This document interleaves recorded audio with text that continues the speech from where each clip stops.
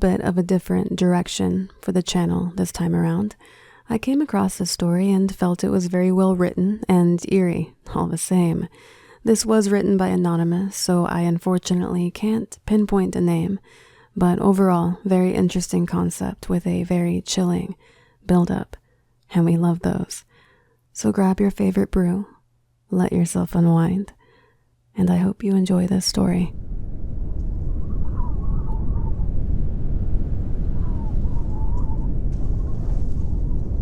So here I am, laying down on my stomach, helpless. Darkness stifling both my thoughts and cries for help. I was too deep underground now, all the sound drowned out by the earth. With my last moments ahead of me, I began to reflect on how the hell I ended up in this position. I had recently received a tip-off to investigate a small town in northern England. It was a minute, silent town that hardly manifested on any map I could get my hands on. And the history of this place, it was as obscure as itself.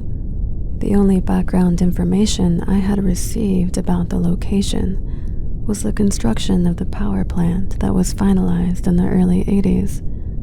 Before then, the town had heavily relied on coal from its coal mines in order to keep residents warm during hard, grueling winters. However, the most striking news that seemed to plague the town was the various reports of missing people and the supposed continued operation of the coal mines despite its long ago shutdown. There were accounts of thick black smoke slithering from behind the gray ridges that tore along the horizon across the fields that surrounded the town. Strangely enough, I couldn't fathom a connection between the missing persons and these reports of the redundant coal mine operations. I needed the money, desperately. So I ventured into this town with the intent to investigate these suspicions of missing people, and thoroughly. I started with the most appropriate place my mind could conjure up. The fields. These fields stretched for miles, scarred with snaking paths that cut straight through the tall grass and marshland, all extending toward the ridges. I had also been warned beforehand of the marshes that were highly prevalent in the fields. With this in mind, I set off on my investigation. I took one of the paths that had been mulched into slick mud by various people, probably hikers. This seems like it would be an idyllic, scenic place, with the right weather, of course. At this moment in time, the skies were overcast and gray, a miserable blanket draped over the sun, which seemed to have disappeared. The majority of my journey was uneventful. The same images of tall grass, gangly trees, and rising hills crossed my vision for hours. That was until, through random chance, I had somehow wandered onto a path that seemed to be untouched. Only a subtle 1 meter wide line that I considered to be a path. I had probably wandered onto this trail whilst my mind was also wandering. With a heavy sigh, I scolded myself for not being attentive, reminding myself of the warning of the marshes the locals had given me. With a newfound caution, I prepared to turn back, which was when something very odd struck my peripheral vision. It was a splash of color that prominently stood out from the generic green grass. It was sky blue. Whipping my head around to focus on the out-of-place object, I saw it was a long-sleeved shirt. The color hadn't been as vibrant as I first thought. The blue was darkened and made dull from what I predicted as years of exposure to the elements. It looked like it belonged to an adult, and it also looked like it had been here for a while with streaks of grime soiling the wool material it was made out of. I didn't touch it. I just stared with curiosity slowly building inside my mind. I simply lifted the lens of my camera and snapped a quick photo. The faded trail beckoned me onward. Perhaps there were more items of interest further down this path. I continued and discovered more carelessly strewn about clothing, but they did not seem to belong to the same person. All were of different sizes, some seeming to belong to younger children, and others to larger individuals. I took a photo of everything I came across. I suddenly became aware of the rapidly setting sun around me. It was getting late, and I needed to turn back. I found nothing else and began to return to my starting point. Speaking of which, where was I? I was perplexed as I glanced behind me, only to notice that there was no longer a path. Only tall grass and a line of trees appeared. Perplexed, I began to walk aimlessly, attempting to find some noticeable feature that would allow me to make my way back. But there was nothing. Around me appeared the same mundane pattern of trees, grass, and hill. Panic began to swell as the encroaching darkness crept in. With the sun dipping below the evening clouds, I decided to climb upwards to try to gain an idea of where I was. I reached the top of a grassy knoll and searched around me, scanning for a route to these fields. I did find something, but it wasn't a route. My eyes fell upon dark columns of smoke rising toward the murky heavens. With disbelief infesting my mind, I began to ponder. Was it really true? It couldn't be. I dismissed the thought. I had to focus on getting back. Then again, the columns began to intrigue me, and like I said, I really needed the money. My feet began to stagger toward them, sluggish now with fatigue. Now I was no more than a fish caught on a hook. I had taken the bait. I began to draw closer to the smoke as they loomed larger in the sky, and I gradually made my way to them, just a little closer. Not long now.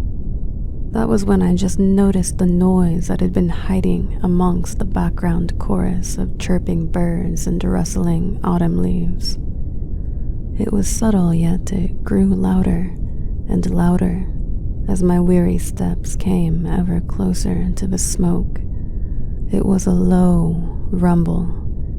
My mind immediately jumped to the idea that it was the mines in operation, yet I knew this wasn't possible, for they had been shut down for a long time. Tucking this thought into the back of my head, I continued going toward the black smoke. I had been traversing these fields for hours, with no change of scenery to bless my eyes. It was the same grass everywhere. That was until I clicked onto an abrupt change in the land. The green terrain withered away into an asphalt-colored landscape. I had reached my destination, the former coal pit. A flat land stretched out in front of me. I jogged to the edge of this flat wasteland, only to observe a large crater with openings in the side. It was obvious what this was. I had also just realized that the smoke had ceased, as did the rumble. Bizarrely, I had the idea of searching one of the mine shafts. Looking back on it now, it was a foolish plan. Yet I still followed through with my idiotic idea. Cautiously, I made my way down the side of this crater toward one of the openings. It was obscured by thorns and vegetation, barely visible. I decided to crawl through a barely noticeable gap in this wall of vegetation. With great effort, I pushed my body through and came out the other side in pitch blackness covered in scratches and dirt. Tapping into my resourceful side, I illuminated the place with my camera flash. At the very least, it would give me a concept of where I was. Raising my camera, I clicked the button and the bright flash covered every inch of the shaft it was now in. It revealed to me ashen gray walls supported by wooden beams that had, surprisingly, for their age, not been rotted. In fact, they almost appeared new, as if someone was still maintaining them. But how could this be possible? Searching the walls with my hands, I clawed my way around the tunnel, clumsily finding my way deeper and deeper. The more I walked, a smell began to fill the area, becoming more pungent as I descended. It became so strong that I began to gag, heavily, almost vomiting as I realized that it smelled like something dead. My feet reached a level ground and the descent had abruptly come to an end. Raising my camera once more, I activated the flash. I could have turned back then, and now I dearly wish I did. I had discovered where the missing people went. I saw piles of corpses, stacked on top of one another. Their clothes were torn and shredded. They were dragged down here. This was made evident by the scratches and cuts visible on their skin. An incinerator was next to this horrifying sight. Reaching out with reluctant hands, I touched its surface. I immediately leapt backwards as I discovered it was hot. The source of the smell had also been discovered, along with the bodies. Tears welled up in my eyes and stung as the smell intensified. The smell of rot. The coal dust my fingers made contact with countless times. It wasn't coal dust. Glaring at my shaking hands, I found that they were covered in not coal, but ashes from burnt bodies. I always found it odd how I discovered not a single lump of coal in this area. Sure, it was abandoned long ago, but surely that doesn't mean the coal source had run completely dry. There should be at least some trace of coal. But no, there was nothing. Only the coal dust that lay here. That was when the realization struck me like a hammer to anvil, sending sparks of horror in my mind. There was never any coal. I now knew how the town was kept warm during the winter, and the thought sickened me. The locals were all deceived and given power. Meanwhile, their own kind burned down here. Now I moved on to the next thought that occupied my head. It was still in operation. It was too late when I came to this revelation, and blinded by my shock, I had not heard the creeping footsteps behind me.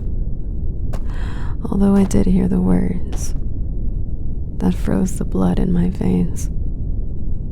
Look, more fuel for the fire.